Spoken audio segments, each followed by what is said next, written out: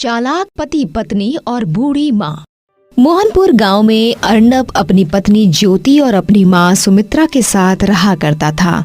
वो कहने को तो बहुत ही खुशहाल परिवार था, लेकिन कहते हैं ना कि जिसके घर में बीतती है वही जानता है। मम्मी जी, सुबह के 10 बज रहे हैं, आपको सोने से फुर्सत मिलेगी या नहीं? हाँ बहू, काम ही कर रही हूँ, थोड़ी ही देर में काम हो जाएगा। यार तुम इतनी देर तक काम करोगे तो खाना कब बनाओगी?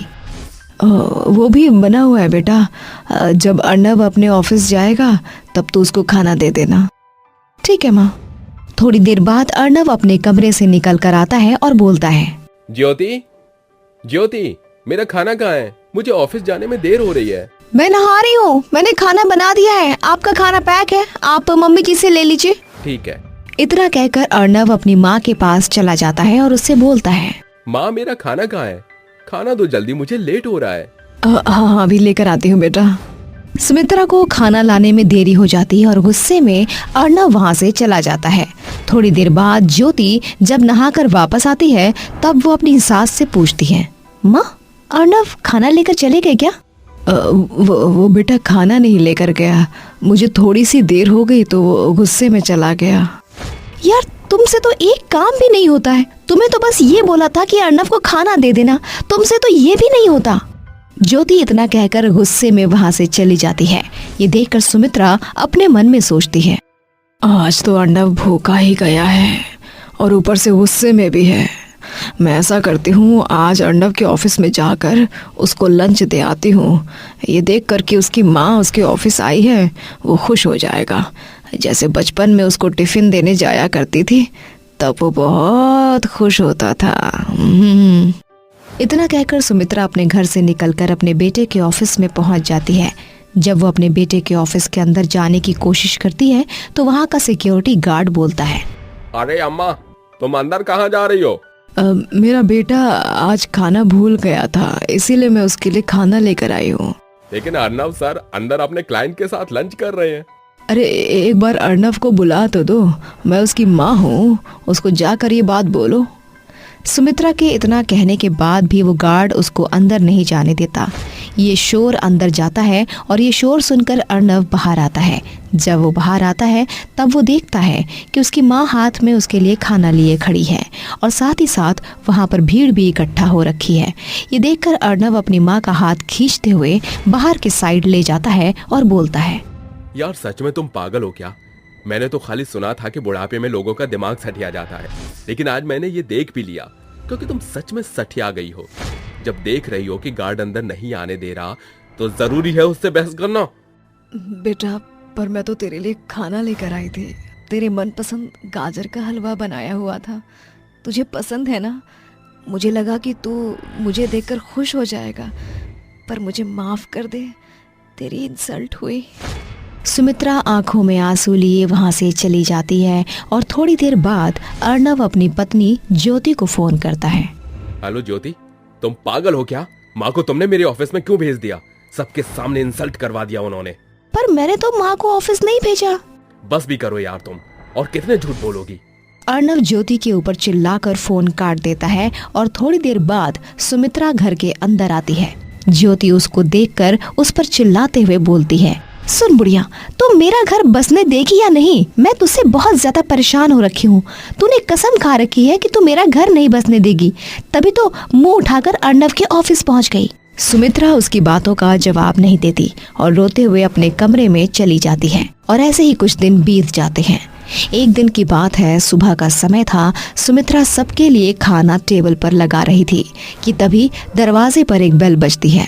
सुमित्रा दरवाजा खोलती और देखती है कि उसका पोता विकास शहर से पढ़कर छुट्टियों में घर आया हुआ था और वो अपनी दादी को देखकर बहुत ही खुश होता है और अपनी दादी को खुशी से गले लगा लेता है।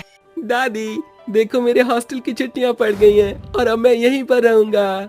हाँ मेरे बच्चे, अब तुम मेरे साथ ही रहना, मुझे छोड़कर कहीं मत जाना। दादी और पोता दोनों आपस में बात कर रहे होते हैं कि ऊपर से ज्योति और अर्नब दोनों नीचे आते हैं। नीचे आकर अपने बेटे विकास को देखकर वो दोनों खुश हो जाते हैं और अर्नब अपने बेटे विकास से बोलता है, अरे बेटा, तेरी छुट्टियां पड़ गईं, तूने मुझे इन्फॉर्म क्यों नहीं किया? मैं तुझे लेने के लिए आ जाता। पापा मैं तो आपको सरप्राइज देना चाहता था। मेरे दोस्त के पापा आ रहे थे तो मैं उनके साथ आ गया। अच्छा जी, तो तुम मुझे सरप्राइज देना चाहता था। चल कोई बात नहीं, अब तुम हमारे साथ ही रहना। इतना कहकर सभी लोग अपना खाना खाने बैठ जाते हैं। थोड़ी देर बाद अर्णव खाना खाकर अपने ऑफिस चले जाता है और उसके बाद सुमित्रा अपने घर का काम करने लगती है। ये देखकर विकास को हैरानी होती है। वो उस टाइम पर कुछ नहीं बोलता और चुपचाप अपने कमरे में चला जाता है। थोड़ी देर बाद उसे अपनी माँ की आवाज आती है, मम्मी जी चाय ला दीजिए, अरे शाम हो रही है, मुझे चाय पीना है। इतना सुनकर विकास बाहर आता है और अपनी माँ से बोलता है, माँ, दादी से क्यों काम करवाते हो? काम तो आपको करना चाहिए। तू चुप कर, तुझे कुछ नहीं पता, समझा? ज्योति विकास को उस समय चुप करवा देती है और शाम को जब अर्णव वापस आता है तब ज्योति अपने पति अर्णव से बोलती है, अर्णव अब मुझसे तुम्हारी माँ का बोझ नहीं उठाया जाता। एक तो पूरा दिन घर में पड़ी रहेगी, कुछ करने का नाम नहीं लेती, ऊपर से मुझे भी मेरे ऑफिस के काम नहीं करने देती। अब प्लीज यार कुछ तो करो तुम चिंता मत करो, हम कल पिकनिक पर जा रहे हैं। लगता है तुम्हारी माँ के साथ तुम्हारा दिमाग भी सठिया गया है। हाँ? डार्लिंग तुम गुस्सा क्यों कर रही हो?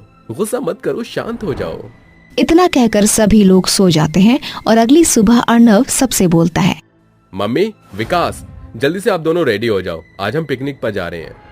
अर्णव की बात सुनकर विकास खुश हो जाता है और थोड़ी देर बाद सभी लोग रेडी होकर पिकनिक के लिए चल देते हैं। थोड़ी देर के बाद अर्णव एक ब्रिज के पास अपनी कार रोक लेता है और अपनी माँ के बाल पकड़कर धक्का देने के लिए खींचकर कार से निकालता है। बेटा बेटा, अर्णव क्या कर रहे हो मेरे साथ? बेटा मैं तो तुम्हारी माँ हूँ, मुझे इस तरह क्यों मार रहे हो? बुढ़िया तू माँ नहीं, बोझ है हम पर। अच्छी आप हटिए, इस बुढ़िया को तो मैं अपने हाथों से धक्का दूंगी।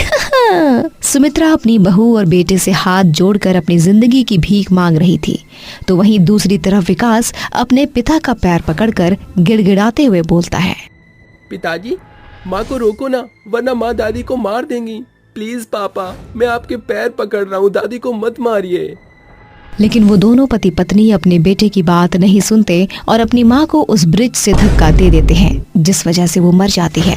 ये देखकर विकास को बहुत ही गुस्सा आता है और गुस्से में वो पुलिस स्टेशन पहुंच जाता है और अपने माता पिता को अरेस्ट करवा देता है। ये देखकर कि एक छोटा सा बच्चा अपने माता पिता को अरेस्ट करवा रहा है, पुलिस की आंखों में आंसू आ जाते हैं और पुलिस अपनी तरफ से उस बच्चे का ख्याल रखने के लिए एक केयर टेकर अरेंज करवा देते हैं और अब विकास अपने केयर टेकर के साथ खुशी खुशी रहने लगता है।